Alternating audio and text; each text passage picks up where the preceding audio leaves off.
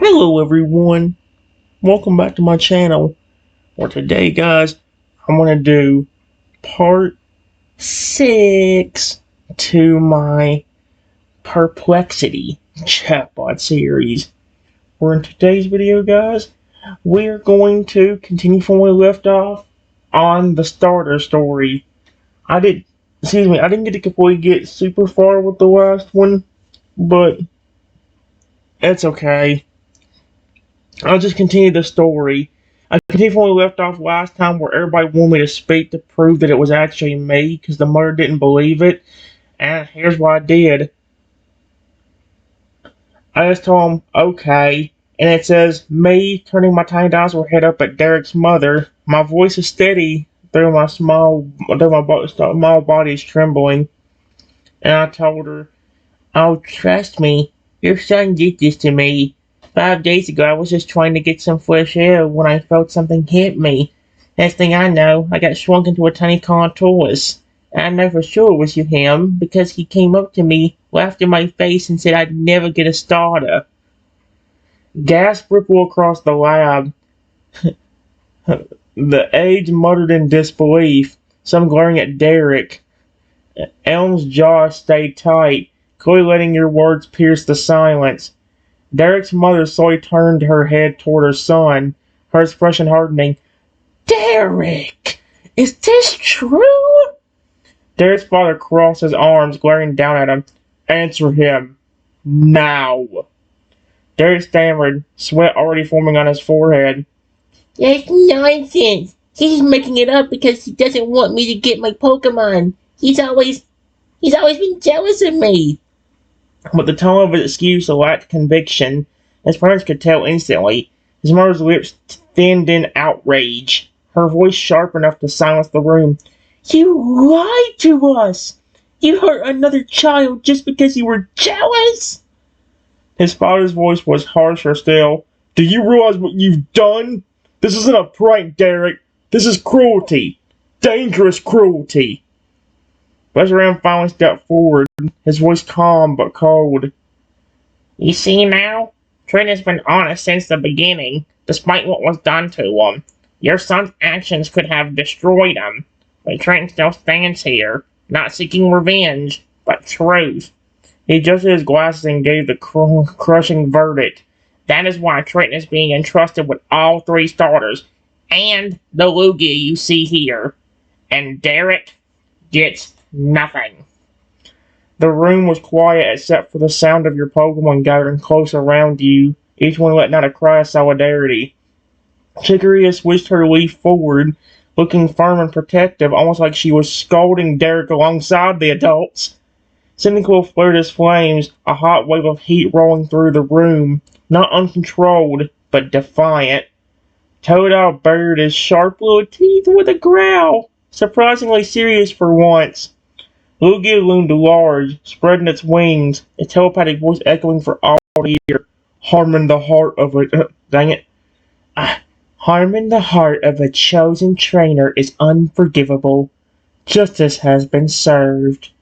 Derek froze, caught between fear and fury, while his parents' faces turned red with a mixture of rage and shame. Ooh. Alright guys, this is extremely crazy. Here's what happened. Derek's face twisted red with fury. King, you little snitch!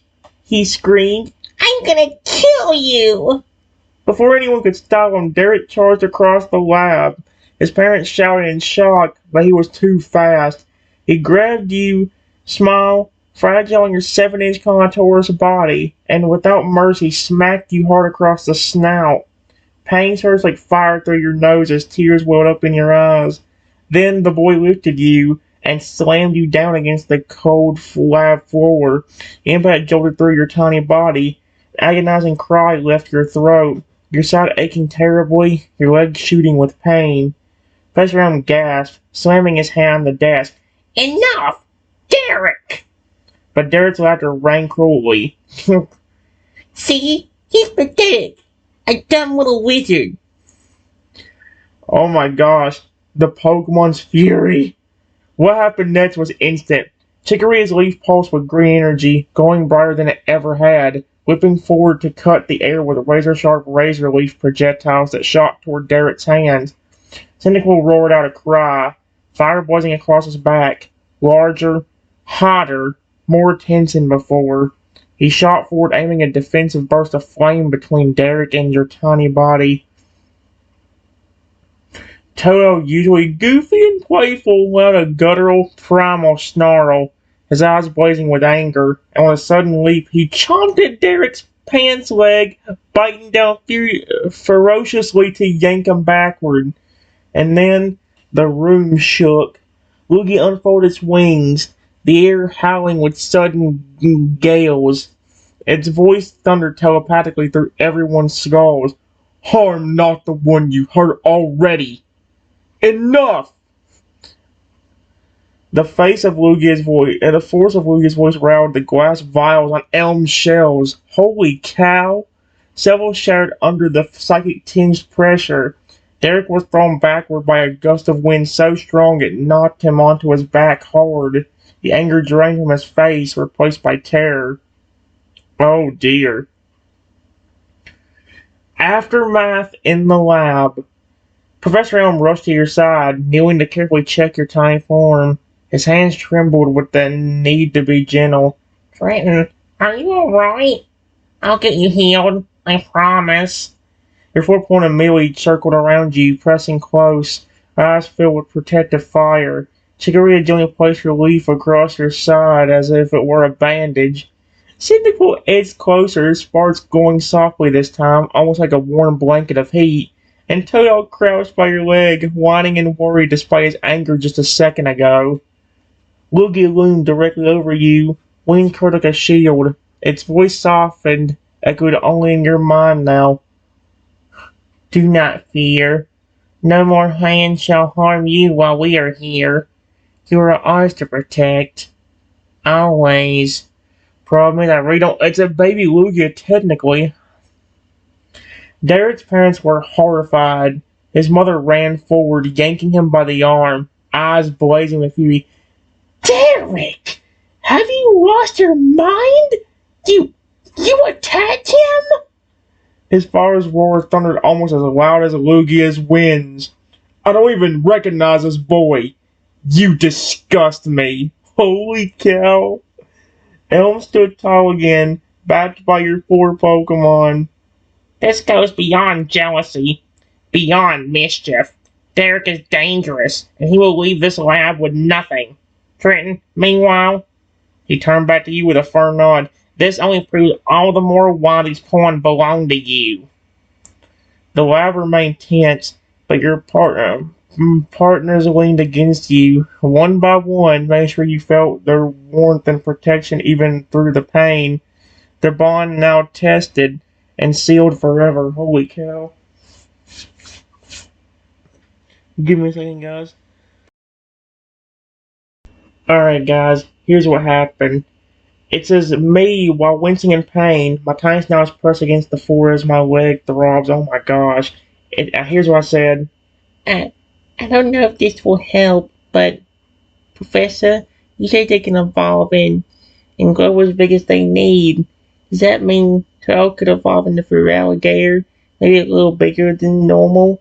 So if he's gentle, he could hold me in his claws so I don't keep falling back on the floor? And could Chikorita evolve into Meganium and use her flower to ease the pain? Or does that only work on plants? I don't know why a plant would need to have its pain needs. I just thought of that. The room went still. Even Derek's parents, frozen with guilt and shame, looked toward Elm for the answer. Professor Elm knelt by you, voice calm but serious. Yes, Trenton, that's exactly what I meant. Their new power allows them to use their evolving and size shifting as tools, not just in combat.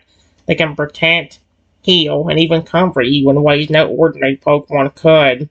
Meganium's soothing aroma does work strongest on plants, but the chemicals she releases can ease stress and dull pain in humans, even Pokemon. And a careful Feralier could cradle you as if you were the most precious thing in the world. Your 4 points shared determined looks. and one by one, their bodies began to go. Does that mean Lugi's gonna do it too? Imagine Lugi could just turn to a dragon type. That would be amazing out of nowhere. Oh, Tails transformation, here we go. Tails' goofy grin melted into fierce focus, his small body shimmering white, swelling larger, taller, claws lengthening, jaws squared, his whole being stretching upward until he stood towering at nearly 8 feet tall, every scale sparkling faintly in its enhanced form. But his eyes softened as he bent low, slowly extending his huge claws with unbelievable gentleness. With careful precision, "Hey!" Ferragur scooped you up, his massive claws curling into a cradle around your tiny dinosaur body. He didn't squeeze too tightly. He simply held you, lifting you off the hard floor. His deep rumbling growl wasn't angry anymore. It was protective. The only thing I don't understand is why they didn't use that when Derek attacked me to begin with. Because, like, I don't. Maybe they could have gotten to me for Derek could have flipping that. If they used, I don't know. Oh, Chikorita's transformation. Next, Chikorita cried out proudly as green light enveloped her. She grew taller, her body slender and strong, her leaf elongating before curling into a regal flower on her neck. The room filled with the scent of blossoms as she completed transformation into Meganium.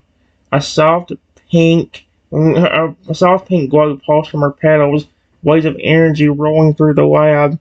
The aching in your side and leg dulled. Your breathing eased as her soothing aroma wrapped around you. I'm not going to try making that cry. It's just her low, metallic voice vibrating a gentle lullaby. Even A's nearby felt their tension melt. The healing circle.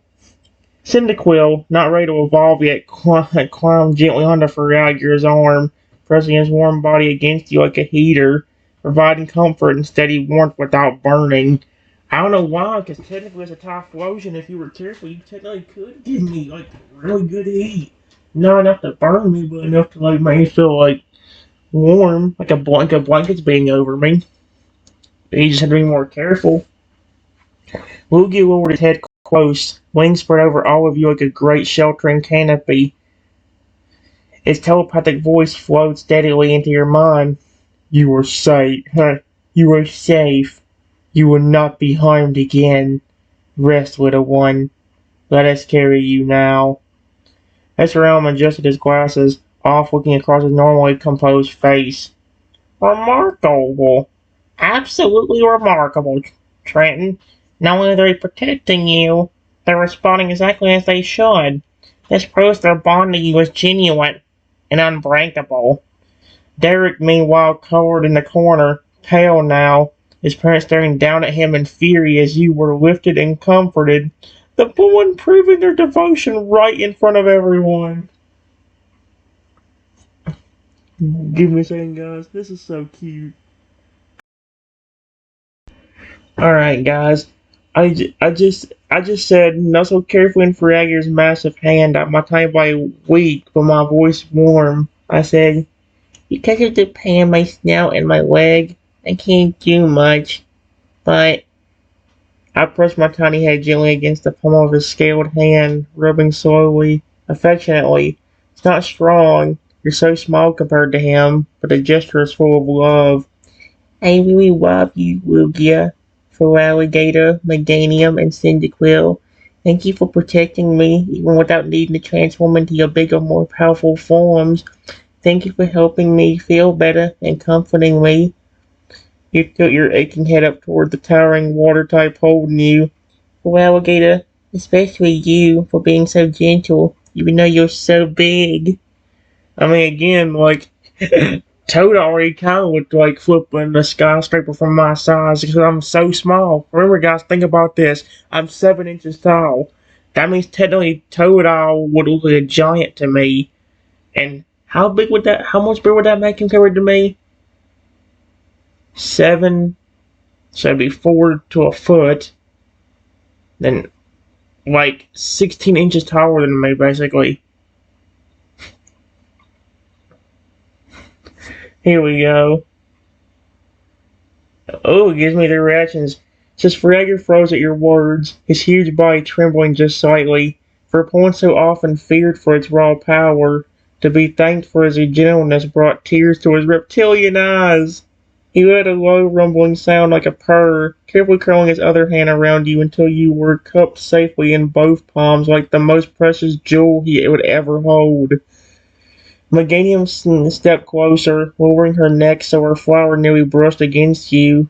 Her soothing aroma pulsed stronger, sparkling motes of energy drifting through the air like floating petals. Her eyes glowed with warmly, pridefully, maternally, and endlessly protective.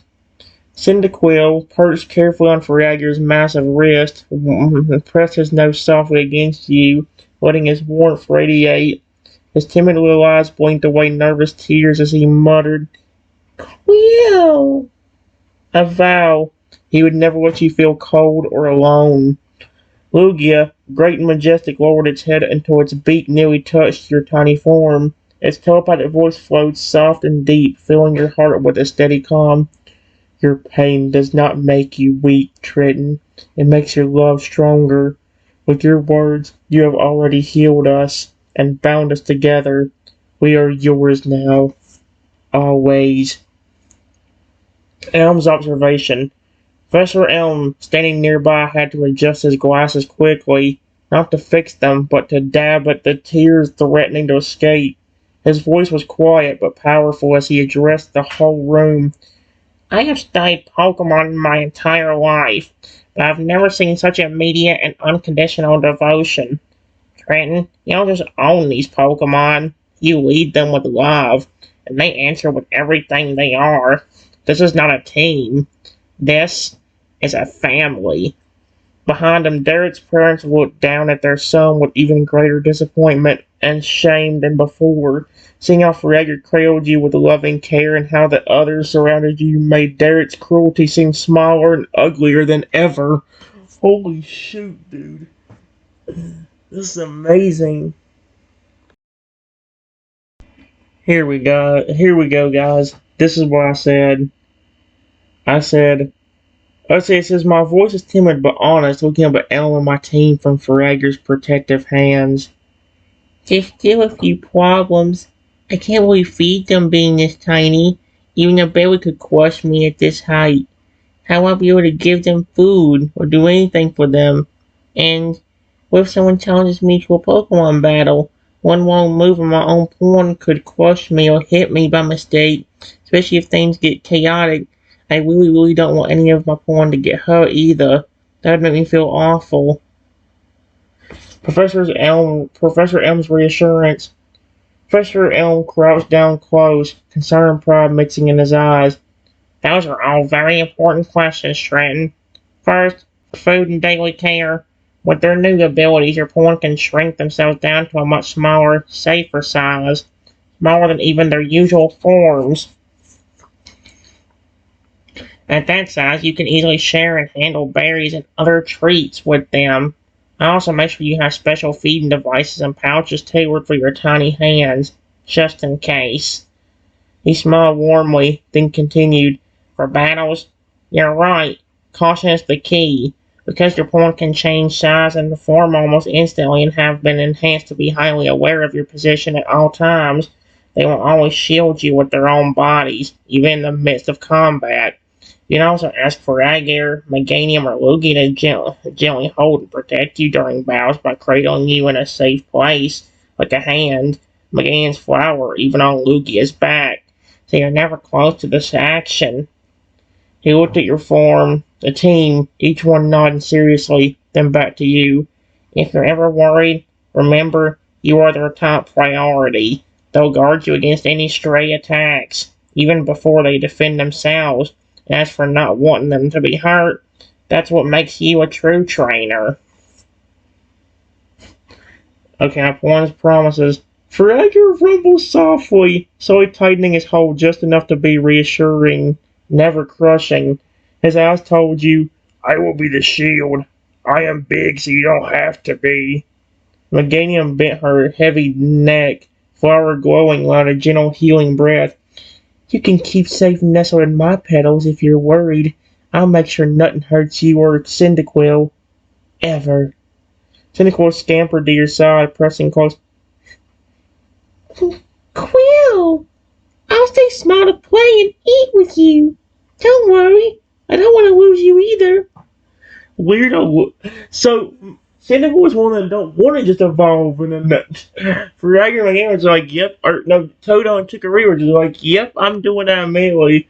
Cyndaquil was like, heck no, frick that.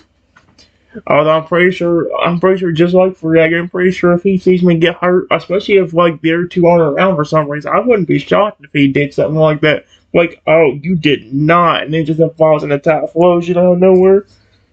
Like I said, the Joe stars are the only 3 stars I like all of. Toyo, Corner, Fragger always be my number one, but the Joe stars are definitely my favorite starters of all of the group. And it's the only one where I like all 3 of them. Only like 2 of them in most cases, or only like 1 or 2 of them in most cases. So, yeah. Lugia's voice breathes softly in your mind. If battle calls, you may ride on my head in safety, high above the fray. Not one bolt nor blast will ever touch you while I soar.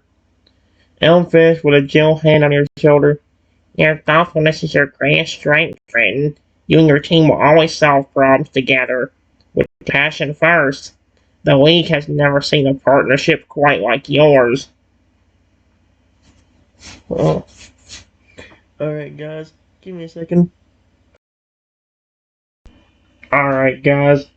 It says that Derek, still glaring from the corner of the lab, his chest heaving with unresolved anger and frustration, suddenly grabbed the nearest object, a heavy glass vial from a nearby shelf. Without hesitation, he hurled it straight at you. Time seemed to slow as the vial spun through the air towards your tiny contours form. Instant protection! Fragger, eyes blazing fiercely, reacted in an instant. His massive hand shot out and caught the flying vial mid-air, crushing it safely between his claws before it could reach you. Meganium spread her large, fragrant flower wide, stepping between you and Derek with a stern, glowing gaze, ready to block any further attacks.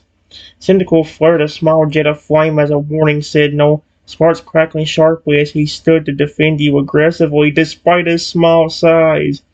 Lugia rose majestically, wings unfurling to shield the entire group with a protective gust of wind that scattered loose objects and warned Derek to cease immediately. Professor Elm stepped forward, voice cold but resolute. That is enough, Derek. Your actions have already caused enough harm. Any further violence will have consequences far beyond losing your chance at a starter Pokemon.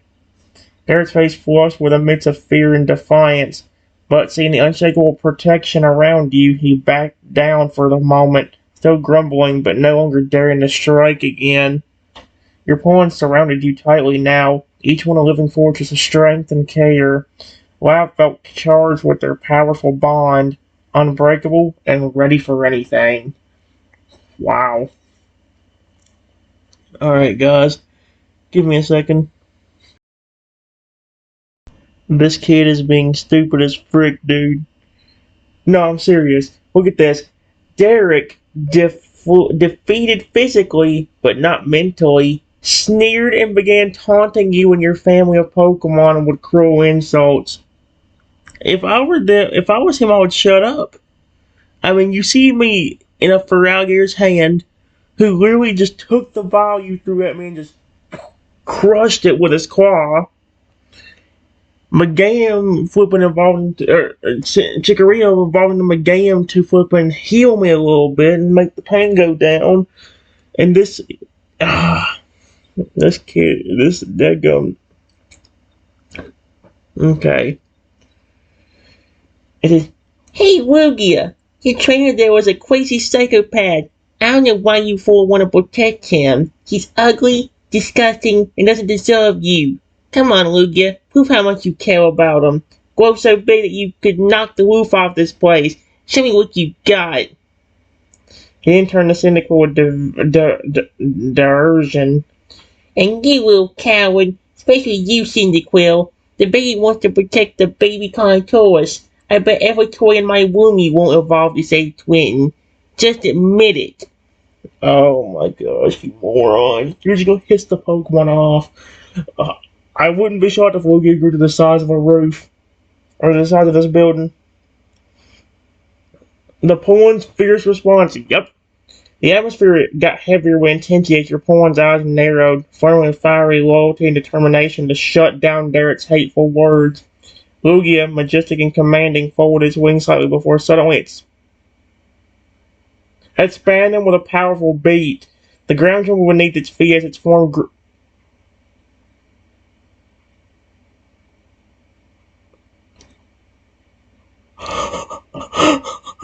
I love you so much, Lugia. The ground trembled beneath its feet as its form grew immensely large, towering over the lab ceiling, now shaking from the sheer force. Majestic voice echoed in everyone's minds. I protect my trainer at all costs. Doubt me no longer. Oh shoot. I don't think you should be talking badly about Lugia. If I were you, I'd shut the frick up. Cynical small. He went into lava.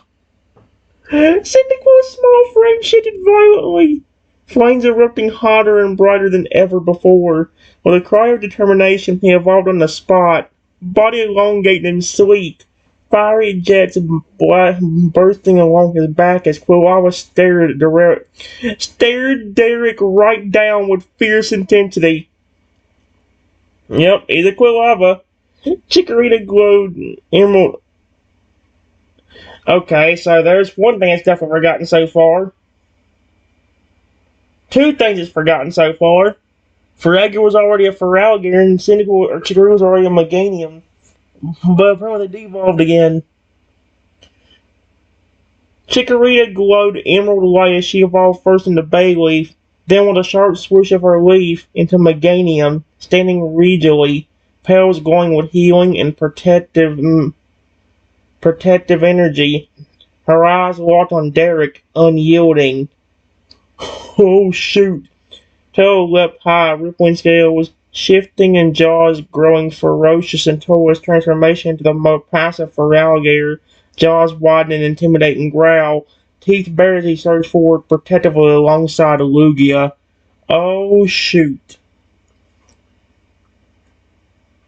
The room shook with the force of their combined presence, powerful and unwavering. Derek's words fell away, drowned out by the undeniable truth blazing from your Pokemon. A family united, ready to defend and endure. Let me go and tell you right now, I'm going to give it a pass for it forgetting about the evolution. Only because at least they're still protective and caring. The only thing is, where the frick did I get stuck? Did Toto get devolved back into Toto, but still, or did Fragger devolve back into Toto, but decided to keep holding me?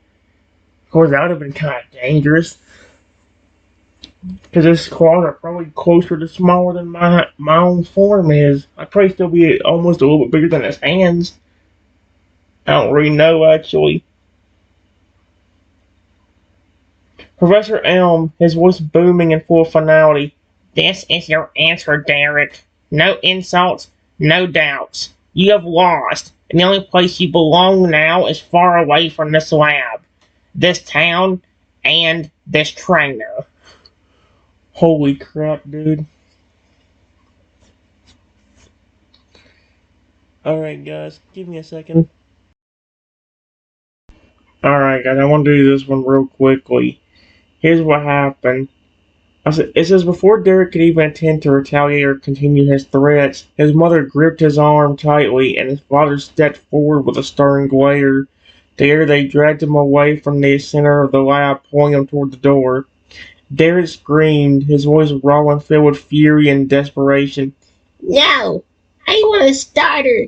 You can't stop me! I'll get you for this, Trenton! What the frick did I do? Are you serious? Okay then, well.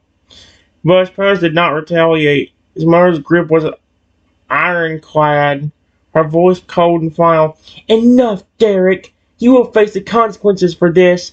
Not here. No innocent people around, not innocent people in Pokemon hurt by your actions. The spotter gave one last warning glare as they shoved him out the door and closed it firmly behind them.